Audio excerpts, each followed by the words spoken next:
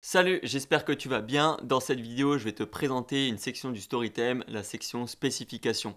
Cette section, je la trouve originale, elle change un petit peu de ce qu'on peut voir d'habitude sur les boutiques e-commerce et ça te permet de mettre en avant quelques points clés de ton produit. Donc on va voir ça directement sur la boutique démo du Storytime Silis et on a déjà une section qui est comme ça, c'est cette section-là.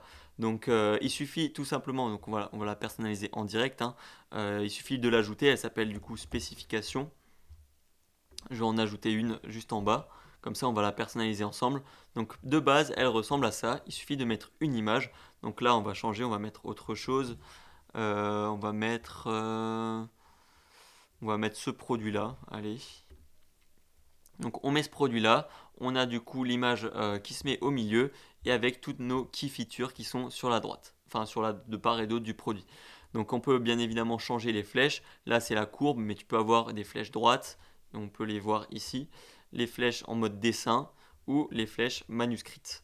Donc voilà, moi j'aime bien courbe. Après, c'est comme toutes les sections, tu peux modifier le titre, le sous-titre, tu peux centrer, enfin bref, tu peux faire énormément de choses.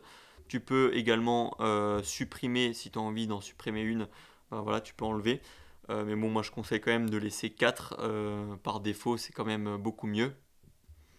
Et après, bon, pour modifier, c'est encore une fois pas compliqué. Tu peux changer l'icône qui est juste devant ou bien mettre une image personnalisée, changer le titre et le texte.